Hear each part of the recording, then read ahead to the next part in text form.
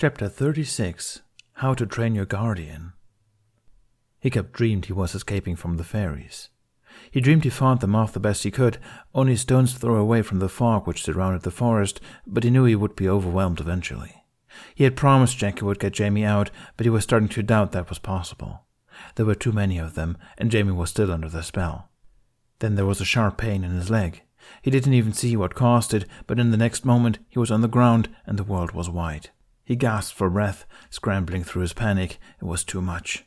But suddenly, Jack was there. Somehow he'd fought off the fairies on his own, and somehow they managed to hobble away, stumbling into the fog and out of sight. The next thing Hiccup knew was that he was lying in the hull of their rowing boat. The wind was roaring, and rainwater dropped down his face like needles. No, not rainwater. Snow. Jamie crouched beside him, and Hiccup thought he could see his mouth move. He even thought Jamie was speaking Norse, and yet he couldn't comprehend what he was saying. His mind was in shambles. The boat lurched to the side. Seawater plunged over the gunwale, so cold it almost drowned out the searing pain in his leg. He tried inhaling, but his lungs were unwilling. Above him, Jamie shouted something to Jack, his face twisted with horror. Hiccup remembered Jack trusting him enough to bring Jamie to safety, and though he knew he hadn't been able to keep that promise, he still found himself trying to form the right words to comfort him. But he could barely keep his eyes open, much less speak in coherent sentences. That was when the dream took a strange turn. For a moment, Hiccup thought the boat dipped downwards in a way that gave him the view of a looming mountain. Then he realized the mountain was growing. Then he realized it wasn't a mountain at all. It was a wave. Huge and dark, like the gates to the underworld. An unexpected calm wrapped itself around Hiccup as he looked up at their impending finale. Except he knew deep inside that this wouldn't be the end. If it was, he wouldn't have felt this. What was it? It was almost like joy. Jack threw his arms around them, but Hiccup could still see the wave over his shoulder. By his ear, he heard Jack make a frightened noise. His breath brushed against Hiccup's cheek. It was ice cold. There was a sudden burst of white light. The wave almost seemed to falter. It slowed down and then came to a complete stop. Through the ringing in his ears, Hiccup heard the noise of ice crackling. He remembered, in his misplaced serenity, that Stoic had once told him that noise was the ice itself singing. Jack leaned away, and Hiccup felt his own head loll weakly to the side. It felt as if his body begged him to close his eyes and let the darkness take him away, if only for a few moments. But he had to see. He didn't know why, but he had to keep his eyes open. The boat had tipped sideways, but now stood as still as the frozen wave towering over them. Hiccup blinked sluggishly, forcing the world into focus. But he already knew what he was going to see. He had lived this before, after all. There was ice. Only ice, as far as the eye could see. Hiccup sat bolt upright in his bed. He blinked, taking a few seconds to remember that they really had gotten away from the fairies, and better yet, had gone home for a little while. There was a dull throbbing in his leg, but Hiccup suspected that was just an echo from his dream. He closed his eyes again, bringing a hand to his face. What had that been about? He let his hand fall, and only then noticed that Jack was sitting on his makeshift bed on the floor, watching him. The moment Hiccup met his eyes, relief passed over Jack's expression. "What are you?" Hiccup started, glancing at Jamie's bed, which was empty. He must have woken up before them. "I was about to wake you," Jack said. "It looked like you were having a bad dream." Hiccup looked back at him. The Jack from his dream flashed in his mind's eye. His face pale with fear, the wind slashing through his hair, his blue eyes all but sparking with... Blue eyes? Jack stared at him, waiting for an answer. His eyes were most definitely brown, though the sunrise streaming in through Toothless's window almost gave them the color of honey. Just a weird one," Hiccup replied with a slightly sheepish chuckle. It wasn't like him to be this rattled by a dream. "Have you been awake for long?" "Hours," Jack admitted. "Woke up in the middle of the night and couldn't fall back asleep." Hiccup studied his face. "Bad dreams?" he asked. Jack shrugged. "How do you feel? Is Scothie's healing powers doing anything for you?" Obviously, he didn't want to talk about it, but Hiccup didn't want to talk about his own bad dreams either, so he was in no place to judge. Instead, he threw off his covers and pulled up his trouser leg. The moss was still there, but it hadn't seemed to spread anymore. There was that, and Hiccup actually felt rested, despite his eventful night adventures. For the first time since fighting with the fairies, he felt fairly all right. He told Jack as much, and Jack's face lit up. "That's great," he said, and Hiccup was just a little taken aback by his cheerfulness. He got to his feet and poked his head out the window before turning back to Hiccup. "Let's eat first, and then take a walk around Berk. It looks so different with all the snow." Hiccup squinted at him for a moment before laughing, his voice still hoarse with sleep. He reached down and grabbed his prosthetic, a proper one, which he had forged at first opportunity yesterday. "What's this? Are you delirious from sleep deprivation, or did something else happen?" Jack sucked air through his teeth. "Ouch, that's bad. Have I really been so gloomy or surprised when I'm in a good mood?" "It's not like we've been gloomy for no reason," Hiccup said reluctantly, because though this behavior was unexpected, he didn't want to spoil it. "True," Jack said, and offered Hiccup a hand once he'd fastened his prosthetic. Hiccup took it and let Jack pull him to his feet. Jack's smile was lopsided. "But brooding isn't going to get us anywhere. Our adventure might not be over, but let's look at this like a little vacation. A snow day, if you will." "Snow day?" Hiccup repeated.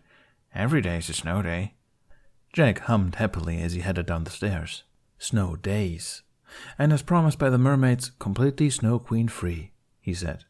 Hiccup followed him downstairs, and Jack turned to him. There was a mischievous glint in his eyes. "Do you know what that means?" A smile was relentlessly fighting its way into Hiccup's face. "Should I be worried?" he asked back. Jack grinned and ominously did not answer Hiccup's question. "It means we're going to have a little fun." There had been a small celebration in the Great Hall the day after their arrival. The Berkians had been gracious enough to wait for Snutter and Fishlegs, who had also been looking for Jamie, Hiccup, and Jack to receive airmail, or terrormail as they called it, and come back to the island. Stoic said the celebration wasn't just for Hiccup's return, but for all of them. However, Jamie could tell the mysterious disappearance had consequences. Villagers who had previously begun to relax around them had gone back to side-eyeing Jamie and Jack, muttering amongst each other. And despite how warm-ish Stoic's welcome had been, at the very least without any raging fury, which may or may not have had something to do with the meat in his system at the time of their arrival, it was clear he'd grown a bit wary again, too. He welcomed Jack and Jamie to stay in the Haddock house again for the same reason Astrid had in the beginning, to keep an eye on them. Jamie knew they had reasons to be suspicious, but he couldn't help but grouse over how unfair it all was. It wasn't like they'd meant to disappear for 3 months, and Jamie had it bad enough as it was. If he'd known how to leave this island and go home, which so many of the Berkians obviously wanted him to do, he would have gladly done so. But he was stuck here. None of that was his fault, but he had no way to explain that to anyone. Well, almost anyone. There were 3 exceptions, and they had followed him down the forge after dinner 2 days later. Gobber had yet to arrive, so at the moment Jamie, Brand, Anders, and Trafnildo were alone in the forge. Jamie smiled nervously. "Long time no see," he said. "I guess." "You have to tell us everything," Hilda demanded, skipping any greetings. "You promised." "I did," Jamie admitted. "I sort of thought we wouldn't be coming back here, though." The other 3 did not seem happy about this. "Look," Jamie said, glancing out of the forge at the bustling village outside. The fact that the island was covered in a thick layer of snow obviously didn't stop the Berkians from going about their day as they usually did. "I don't know if we should talk about this here." Anders crossed her arms. "We can go ask Jack then." "No," Jamie yelped. He bit his lip, stepped out of the forge for a moment to look around before going back to the others and leading them further in, away from prying ears. I'll tell you everything, but you have to promise not to tell Jack." Brand frowned, eyes flickering conspiratorially. "Don't you trust him?" he whispered. "I trust him," Jamie said. He fidgeted with his hands, struggling to get the next words out. "Question is if he can trust me if I tell you this. But you already know the basics, so it's not like telling you more would hurt. It's just—" He trailed off, his chest stung with guilt. The other 3 shared looks before Brand said Jamie a sympathetic smile. "We won't tell him," he said. "But you've been gone for so long, and well, we're curious." At least he was honest about the reasoning. Jamie spent a few more seconds fighting internally with himself before letting out a defeated sigh. "Fine." He looked at Brand. "You haven't told anyone what I told you, right?" he asked quietly. "Everyone is just suspicious for the usual reasons?" "I haven't," Brand said, and shot the others a look. The 2 girls shook their heads. "People wouldn't have believed us if we did," Anders said.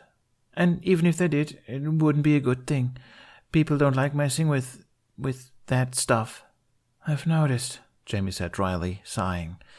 I guess they have the right to be scared, though. The things we've seen the past days. He trailed off, wondering how much he should tell them. Then again, if everything went as Jack planned, none of the Berkians would remember anything once Jamie and Jack left. Past days? Hilda repeated. Oh, yeah, I'll get to that part.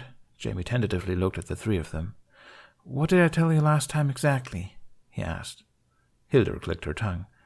Let's see, she said, as if she still didn't quite believe him. You and Jack were thrown here through a magic portal, and the reason you left so suddenly was because Jack got the Snow Queen on his heels after searching for her, which, if it is true somehow, was pretty stupid, considering we told you the Snow Queen was evil. Sometimes people misunderstand spirits, Jamie mumbled. Right, Hilda said with an incredulous laugh. He says as if he's met those spirits himself. Jamie felt, deep inside, that he didn't have the patience for this. Are you going to believe me or not? He asked. Because I don't mind either way. I have one truth I will tell you, because I promised I would. But if you're going to stand here and make fun of me for it, then we're not making fun of you, Brand interrupted. He met Hilda's eyes for a moment and shrugged. I don't know why, but it just feels like you're telling the truth. I mean, if I were to tell a lie, it seems pretty stupid to jump to magic for a cover story. Besides, he hesitated. What you told Anders and Hilda before you left was the same story you told me before, without any inconsistencies. Maybe he's a good liar, Anders suggested. Does he seem like a good liar to you? Brand asked. There was silence. Jamie didn't know if he should be offended or not. Did you find her then? Hilda asked. The Snow Queen? Jamie didn't know if it was a good idea talking about her. Their belief in her would just make her stronger, and that was the last thing they needed. What they did need was for her benevolent counterpart to get stronger. It was just that Jack didn't seem ready for it yet. I'll tell you everything we saw, Jamie said after a few seconds, hesitating. Just keep in mind that belief is a powerful thing. In this case, it might mean life or death. There was another beat of silence. 3 pairs of eyes stared back at him with varying degrees of unease and anticipation. I think the most important role in all of this, Jamie said, is Jokul Frosty. Now, Hiccup probably knew Jack was putting on a show in order to raise everyone's spirits, but that didn't really matter. If there was one thing Jack was good at, it was finding silver linings in a sky full of dark clouds. Likely, Jack only had a few more weeks left with Hiccup, before he turned back to Jack Frost, that is, not because of the fairy's curse. He'd figured that one out, and he wasn't going to spend it wallowing in his own misery. 300 years' worth of pretending to be fine was paying off, in a way. Quite a sad way, but not focusing on that was the whole point. On a more genuine note, Hiccup's improved condition did wonders for Jack's mood. He didn't try to fool himself. He knew it was only temporary, but still, it was the first time in days Hiccup didn't have sweat gleaming on his brow. When Jack touched his forehead, it was cool, no fever at all. If Jack hadn't thought ghostly was more than people gave it credit for, he definitely thought so now. They spent the remaining sunlight roaming around the island with Toothless. Jack had had a feeling Berk would be beautiful in the winter, and he was right. As he discovered the same places anew, now covered in glittering white, he felt as if the Isle of Berk was created just for the purpose of looking like the perfect winter wonderland. Maybe even rivaling North's workshop, which literally was made to look like a winter wonderland. The sunset caught them both by surprise. It had been quick to set before, but now that they'd missed a couple of months and it was getting close to winter solstice, they got only a meager couple of hours of daylight. They landed on a cliff overlooking the village, and Jack had to take a moment to admire how the village looked from afar. It looked nothing like the winters Jack had grown used to in modern times, and not really anything like the winters he'd known as a child.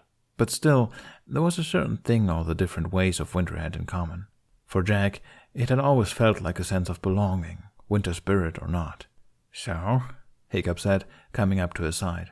Are you going to tell me what's on your mind? Jack pursed his lips. No, he said. Hiccup sent him a look, and Jack replied with a shrug. You know what's on my mind, Jack said. There's not really any use talking about it. It's just going to be the same thing over and over again. Look, he gestured at the village. It's a nice day. I want to appreciate that. Hiccup looked like he wanted to argue, but instead turned his gaze to the village. Jack watched him in his peripheral vision as he closed his eyes and inhaled the crisp winter air. The wind lightly tousled his hair. For a little while, none of them spoke. Jack studied Hiccup's profile, the natural furrow of his brow, the freckles scattered on his cheeks, the soft curve of his nose. Jack had lost count how many times he'd stolen these glances. Ever since their night spent on the edge, it was like he couldn't bring himself to stop, constantly blown away by the fact that he was here with him, actually with him. Months had gone by, and Jack still sometimes found it in him to be surprised when Hiccup met his eyes. He wondered if Hiccup noticed it, how desperate Jack was for his attention. He wondered how Hiccup perceived him. He wished that he had, at least, made an indent in his life. Before it all had to be taken away, Jack wanted to know if his presence had been a good one. Whenever Jack studied Hiccup's face, he was struck with how much this boy meant to him. Maybe it was a narcissistic thought, but he wondered if Hiccup felt the same, if he, whenever he saw Jack's face, felt that same burst of joy. He could ask, but Jack had one fear that rivaled his aquaphobia, and that was the crippling fear of rejection. Even if this all ended with Hiccup losing his memories of Jack, he didn't want Hiccup to spend the rest of their time together weirded out by Jack's feelings. Sure, they were friends, but Jack was fairly certain that this wasn't how most friendships went. "All right," Hiccup said, hurtling Jack off his train of thought. "How about now?" Jack blinked. "What about now?" "Jack, you're really not as subtle as you think you are," Hiccup said with an exasperated chuckle. "You're staring at me like I'm a funeral pyre. What is it?" Hiccup was right. What had started as a sideway glance had at some point turned into full-blown staring. Jack felt heat rise to his cheeks. He smiled sheepishly. "Just my resting expression," he said. "Bunny keeps asking if I'm about to cry. Not in a caring manner, I should add. He's just being a douche." Hiccup raised his brows. "I'm just admiring your freckles," Jack said, and snorted at Hiccup's confused expression. "Let's go back to the village. I want to know what Jamie's been up to." Despite that, they took a detour on their way down. Hiccup seemed, to Jack's mild concern, to be a bit weirded out by the comment on his freckles, so they didn't continue that conversation. Instead, Hiccup told Jack about the Snoggletruck tradition before and after they had made peace with the dragons. "Also, I should say," Hiccup said as they approached the village, "if Astrid offers you some homemade yak-nog, you—" He trailed off for a moment before sending Jack a smile. "It doesn't sound delicious, but you should definitely give it a try." Jack hummed. "I didn't know Astrid could cook." "Yeah, neither did we." From further down the village, they heard the sounds of people yelling and shrieking. This wasn't abnormal, so neither of them paid it any mind until they came closer. Jack came to a stop, his reaction so immediate he reminded himself of a cat spotting a ball. And he had spotted a ball. Several of them, in fact. "Snowballs," Jack reported.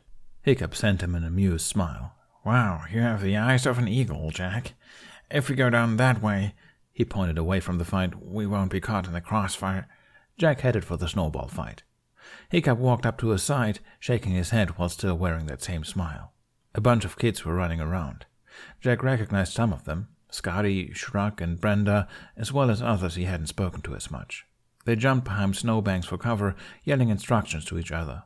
They even seemed to have different tasks assigned to them, as some of the kids hid behind their shelters and distributed snowballs to others running past. It was one of the most intricate snowball fights Jack had ever witnessed. Hiccup tapped his shoulder. "Don't be too obvious," he said quietly. "But I think we're being spied on. Behind the carriage by Axe Hut." Jack stared back at him, fighting the urge to turn around. "By who?" he asked. "The twins?" "Pretty sure it's Jamie's gang," Hiccup said. "Possibly Jamie as well." That was weird. Jack was about to risk turning around, but before he could, an obnoxious voice cut through the clatter.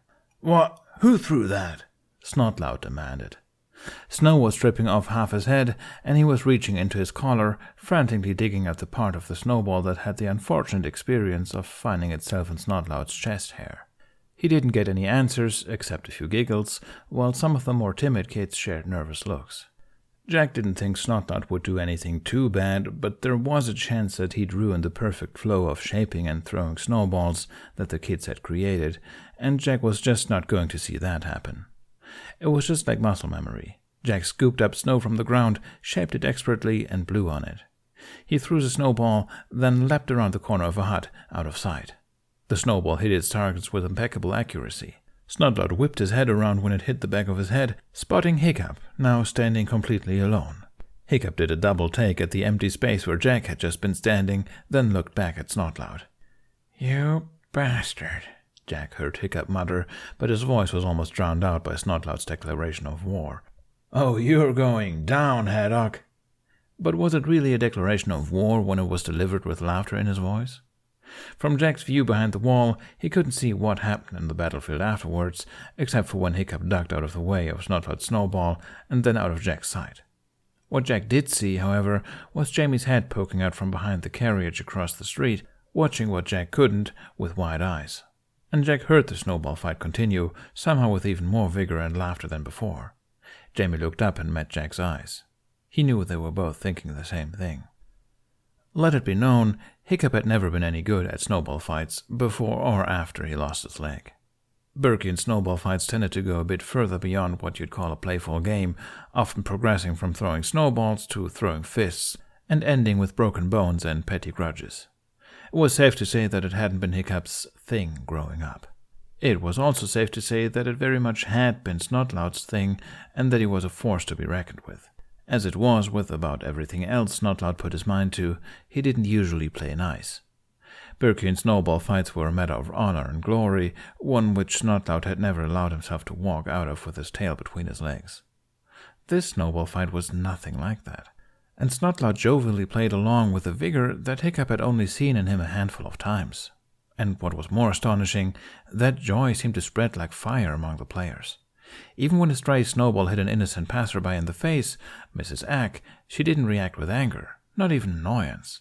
She just stopped, spat snow out of her mouth with a perplexed expression before letting out a guffaw and joining the snowball fight. Hiccup had never seen anything like it. He was so stunned, he forgot he was standing in the middle of it all, and a snowball hit the back of his head. He turned around to see Jack, smiling with an almost wild gleam in his eyes. Not a single part of Hiccup found it in himself to be annoyed. He just laughed incredulously. "Are you seeing this?" he asked. "It's a snowball fight," Jack replied. "Never seen one before?" "Never one like this." He caught the way Jack's eyes widened, and he ducked just in time for a snowball to pass right over his head, hitting Jack square in the face. Laughter rippled through the crowd, and Jack grinned, setting his eyes on Scotty, who was his attacker. "You dare challenge me?" he cried dramatically, leaping after her. "I'm the master of winter. I'll show you how it's done." And the fight continued. Snotlout, who had been wary around Jack ever since they got back, seemed to have forgotten all about that in the midst of the game. Hiccup found himself engaging in it as well, not giving much thought to the fact that he very rarely felt relaxed enough to act as silly and childlike as they all did right now.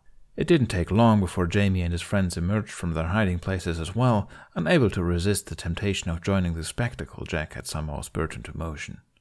And it was weird, because Hiccup could tell it was Jack's doing. Despite the village's general feelings about him, nobody seemed to care about that right now.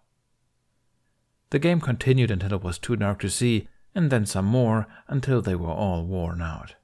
The cold caught up with them, and everyone retreated to their homes, still chatting and giggling amongst each other. Snotlout, for once, left the snowball fight with a boyish grin on his face, playfully shoving at Gustav as they headed homewards. Hiccup pushed himself to his feet, his breath coming out as steam. Jack stood a few meters away, crouched in front of Scotty, who was whispering something in his ear. Jack smiled and nodded, and Scotty grinned back at him before running up to the village, along with her friends. "What did she say?" Hiccup asked. Jack's smile turned lopsided. "A secret is a secret, Hiccup," he chided. "That's between Scotty and me." "Ah, of course," Hiccup chuckled. He spotted Jamie and his friends a little way up the street, speaking together in hushed tones. You don't think Jamie's spilling everything to them, are you?" Jack followed his gaze and shrugged. "So what if he is?" he asked back. "Aren't you worried?" He considered it for a moment. "Well, yeah," he admitted. "But it wouldn't hurt if they believe." "Whoa, what happened here?" They both turned to see Astrid surveying the scene with her eyebrows high up in her fringe. The part of the street where the fight had taken place looked as though it had been used for a brawling match between a couple of wild boars. "Snowballs," Hiccup explained. Astrid looked confused. "Where's the blood?" "Blood?" Jack croaked. Hiccup couldn't help but laugh.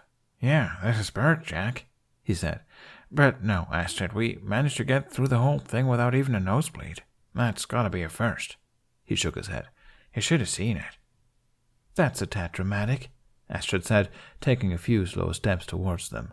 We've had peaceful snowball fights before. Though, she smiled, her gaze going distant, little Hiccup might have misunderstood and thought they were real fights. Ha ha, Hiccup said. That might be true. But I mean it, Astrid. Jack, how did you do that? It was Jack's turn to raise his brows. The snowball fight was already happening, he said with a confused chuckle. Why would I have anything to do with it? Several meters behind them, Jamie was watching them, now standing alone. When he saw Hiccup looking at him, his face lit up, and he all but skipped down towards them. Hiccup hummed. Right, he said. Just a feeling, I guess. Jack, Jamie said urgently, but then stopped in front of Jack without saying anything. He glanced at Astrid, then at Hiccup, before looking at Jack again. Can I ask you something? In private? For some reason, Hiccup thought he saw a flicker of uneasiness pass over Jack's expression. You know, you speak a language that nobody else here knows, Hiccup reminded Jamie. Yes, but that's rude, Jamie said. Jack snorted. All right, he said. You two probably have some things to sort out anyway. See you at dinner. As the two of them headed in the direction of the great hall, Hiccup watched as Jamie gripped onto Jack's arm, bouncing on his feet. It was hard to see in the dark, but he thought he saw Jack glance back, as if he were nervous. Do you want to talk? Astrid asked. Hiccup pulled his eyes away from Jack. Do I have a choice? He asked with a weak smile. I'm surprised you've waited this long. Astrid obviously tried to look determined, but the only real emotion in her eyes was concern. I thought you needed a few days to rest, she said. Did the fever pass? Hiccup nodded, trying to keep the guilt out of his expression. Gothy stew helped, he said. Always does, doesn't it? Well, Astrid said doubtfully. Then they shared a laugh. She nodded in the direction of the docks, and they set into a slow pace. Just so you know, she said in a quiet voice, her eyes set forward, you don't have to tell me anything. Hiccup squinted, remembering several times Astrid hadn't given him much choice on that matter. She caught the expression and elbowed him. That was long ago, she argued. You still threaten Jack with your axe, Hiccup reminded her. Astrid opened her mouth as if to argue, then closed it again and exhaled slowly. Maybe I was a bit harsh, she begrudgingly admitted. I spent the past month thinking about all the different reasons for why you all just disappeared like that. Maybe you're right about trusting Jack. I mean, he did get you back here alive, at least. But when I saw him sneak out of Edon's house with a hood over his head, she grimaced, acted. Yeah, Hiccup mumbled, looking at his feet as he walked. I get it. Do you? Of course. If you disappeared for so long, I'd probably act just as recklessly. They walked along the ramps in silence for a few seconds. Hiccup looked at the ocean. Without the moonlight, it looked dark and menacing. The statues acting as their guardians rose from the waves in the distance, still and entirely unhelpful against the dangers Hiccup feared would hit Berk at any moment. What were you doing? Astrid asked. Hiccup didn't want to lie to her, but he also didn't want to scare her with the truth when there was nothing they could do about it. But he also knew Astrid wouldn't be happy if she knew he'd been holding the truth from her for that reason. Jack had told Hiccup he could say whatever he wanted. It's like I told you, Hiccup said. We're looking for their way back home. Astrid waited. Hiccup stopped walking. I just don't feel like it's my place to tell you the whole story, he admitted. It's Jack's. He's the one with all the secrets. Even if you told me you have the right to know, I feel like he's just saying it because he feels guilty. Astrid's brows knitted together. Why do you trust him so fiercely? You've only known him for a few months, she said. She didn't sound accusing, just confused. Hiccup had known Jack for an even shorter time than Astrid thought, which made it all even more ridiculous. Maybe it was because he was so starry-eyed, he couldn't fathom the possibility that Jack might be lying to him somehow. That this whole thing was a scheme, and he was secretly on the side of the Snow Queen. If Hiccup explained everything to Astrid, he was sure she would bring up that possibility without blinking. She was trained to be vigilant, while Hiccup had a history of wearing his heart on his sleeve. He and Astrid balanced each other out that way. He met Astrid's eyes for only a moment, and her expression softened in surprise. "Hiccup," she murmured. Hiccup averted his eyes. "Astrid?" he countered. She lightly shook her head. "How long?" Hiccup felt he should argue, but doing so would just be doing exactly what he didn't want, lying.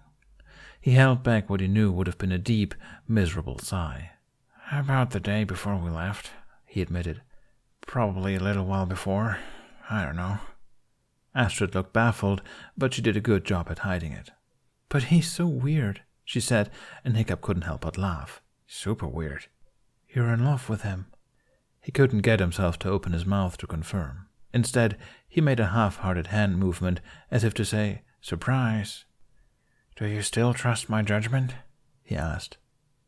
Astrid looked at him for a few seconds, her brows furrowed with concern.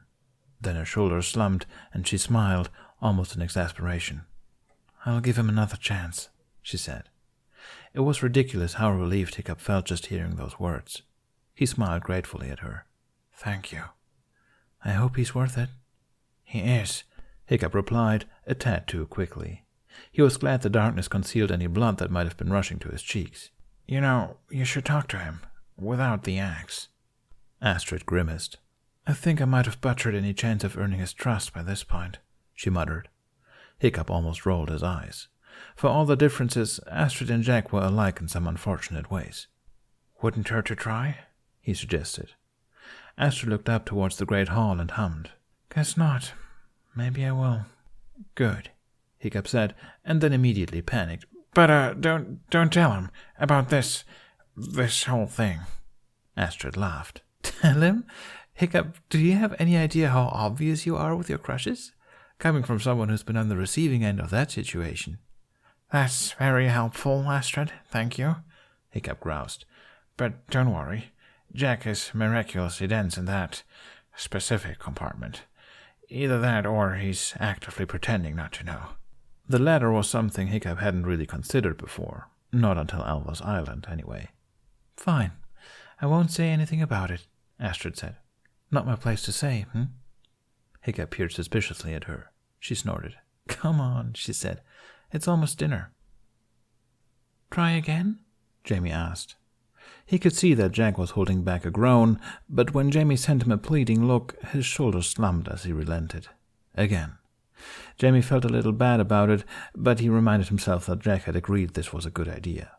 They were in a cove, one that Jack had told him was the place Hiccup and Toothless learned to know each other, so Jamie had a good feeling. If there was one place to make extraordinary things happen, it was here. Jack pointed his staff at the pond, which, problematically, was already mostly frozen, and closed his eyes. Jamie looked from his pinched expression to the hook of his staff to the pond, and the seconds ticked by. Nothing happened, as had been the result for the last 3 days. Jamie tried keeping his face in check when Jack lowered his staff, shaking his head. "It looks a little more frozen," Jamie said, smiling encouragingly. "The whole cove is frozen," Jack said, not meeting his eyes. He spun his staff, an unreadable expression on his face. He sighed. "I'm sorry, but I don't think it's working. Maybe it only happens in life or death situations." Jamie shifted his weight. Maybe if we go somewhere else," he suggested. Jack looked doubtful, but he met Jamie's eyes, and something softer passed over his expression. He sent him a light smile. "All right, let's try that." They climbed up from the cove and ventured further into the forest, down paths that they now had learned were safer than certain others, less likely to be occupied by wild boars and such. And on top of knowing the island better, they also had a little protector with them, Squawk, who, to Jamie's surprise but absolute delight, had found them on their way into the forest. Though he seemed as grumpy as the last time Jamie had seen him, he still kept close to them and eventually let go of enough of his pride to perch on Jamie's shoulder. To say that Jamie felt cool with a tiny, cross-eyed dragon wrapped around his neck was an understatement. They walked to the spot where Jack had been teaching Jamie how to spar. Jamie's theory was that Jack would associate this place with learning and would thus find it easier to relearn how to use his powers. After staying there for about half an hour, there were still no changes. "I don't know, Jamie," Jack said, looking more dejected by the minute. "It's been 3 days. Maybe the snowball fight actually was just a good old snowball fight. It wasn't, though, Jamie protested. I saw you. You picked up the snowball and blew on it. I've seen you do that before. I don't know what you're doing exactly, but I know you have a certain effect on snowball fights. He crossed his arms. I wouldn't have been hit by that couch otherwise. A mirthful smile rippled across Jack's face. Maybe you're right, he said, and his expression sobered a little. Even Hiccup asked what I'd done. Jamie blinked. What do you mean? I don't know, Jack muttered, his brows furrowing. I thought I was going to pass out, I was so nervous. Jamie didn't know if he should be excited or scared, or amused, because the image of Jack fainting from nerves was pretty hilarious. Maybe he figured it out, he proposed tentatively. I mean, you haven't exactly been subtle lately. No, I keep trying to tell him, but... Jack trailed off, then shook his head. Whatever, let's just focus on this instead. He grabbed his staff with both hands and closed his eyes again, and silence settled between them. Jamie saw he wasn't really focusing, even before he suddenly lowered his staff again and turned to Jamie. What if he does know, though? He said, with a face like he was about to be sick. Jamie fought against the urge to roll his eyes. Would that be so bad? Maybe. Maybe not. But maybe. Jack... His voice got stuck in his throat when light flashed above them so suddenly that he thought he might have imagined it. Moments later, thunder rang through the grey clouds. Jamie felt the gods had finally come around to help them. I have an idea, he exclaimed. The thing that you did, you have lightning powers. Jack hesitated. I don't know. I don't know what that was. I haven't been able to replicate it since we fought Pitch, he said. We'll use the lightning to channel it, Jamie said, feeling very optimistic all of a sudden. Just don't get hit by lightning in the process. I hadn't thought of that. Thanks for the warning, Jamie. Jamie ignored his sarcasm. Come on, he said. We should find a good vantage point. Jack smiled a very specific smile, a fond one that Jamie had learned meant, I don't know about this, but I can't say no to this kid, and one that Jamie had also learned not to be shy about taking advantage of. Jamie grinned and urged Jack along. It didn't take long to find a suitable spot. Berk was full of dangerous and often life-threatening terrain, with a broad selection of cliffs to accidentally tumble off of. They clambered up a steep hill, wading through snow. The ground ended abruptly, and though Jamie didn't take his chances going all the way to the edge, he could smell the sea below and hear the waves crash against the mountain. It feels colder up here, Jamie said. Maybe it'll help you focus? Jack shrugged. He peered up at the dark clouds, a worried crease between his eyebrows. Jamie thought he knew what he was thinking. Being in such a high place under what could quickly turn into a full-blown thunderstorm wasn't such a good idea. But Jack took a deep breath and closed his eyes again, his fingers tightening around his staff. Jamie was completely quiet, keeping his eyes and ears open for anything at all. Jack's brows furrowed, his head tilting slightly to the side, as if he could hear something. Suddenly, he turned around. What is it? Jamie asked, following his gaze, but he couldn't see anything. Jack stared at some bushes nearby, the way cats sometimes stare into nothing for seemingly no reason. He took a step closer to Jamie, shielding him with his arm. Wait! The bush shrieked. Jack started, pointing his staff at the bush, and as he did, two figures came hurtling out of it from each side. Roughnut and Toughnut. Don't shoot! Toughnut continued in a panicked voice, covering his face. Jamie's fear turned into relief, and then rocketed towards anger. He'd thought he was about to be chased off a cliff by a wild boar again. Jack lowered his staff, his jaw clenching. What is it now? He complained. We're a little busy here. Roughnut, who only seemed a tad less frightened than Toughnut, raised her brows from where she was lying in the snow. Yeah, looks like you're making so much progress, she drawled, then snickered along with her brother. Jamie wanted to tell them to get lost, but Jack let out an incredulous laugh. Oh, is that how you feel? He asked, before making a show out of pointing his staff at her again, making her scramble to her feet. He smirked. What was that again?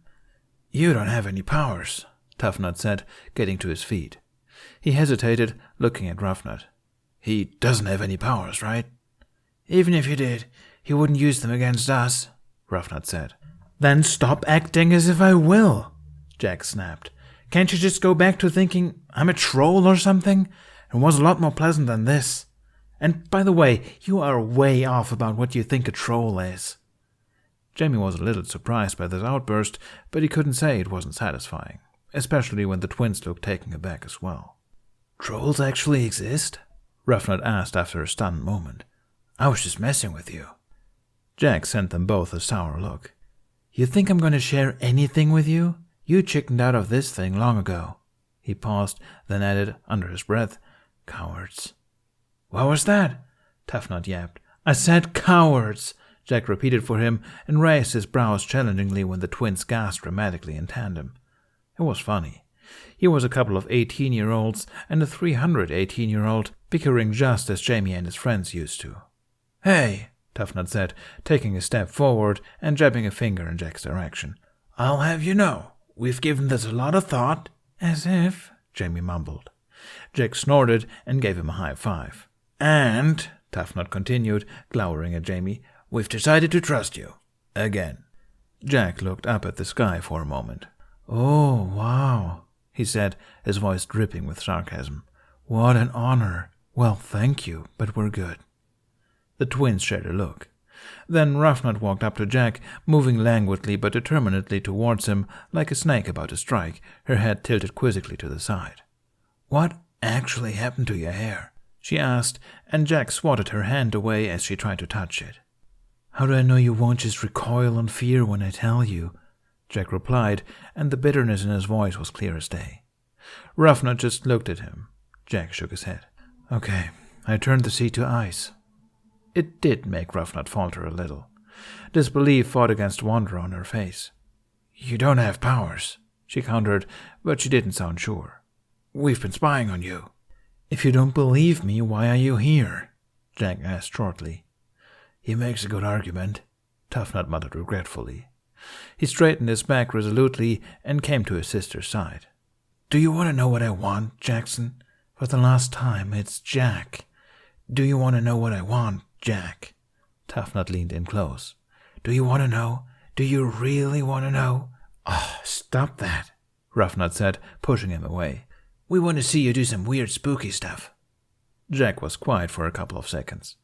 As he looked at the twins, several emotions flashed across his expression. Confusion, hope, doubt, and then, finally, barely contained anger. He took a slow breath. "But no pressure, right?" he mumbled, so quietly Jamie almost didn't catch it.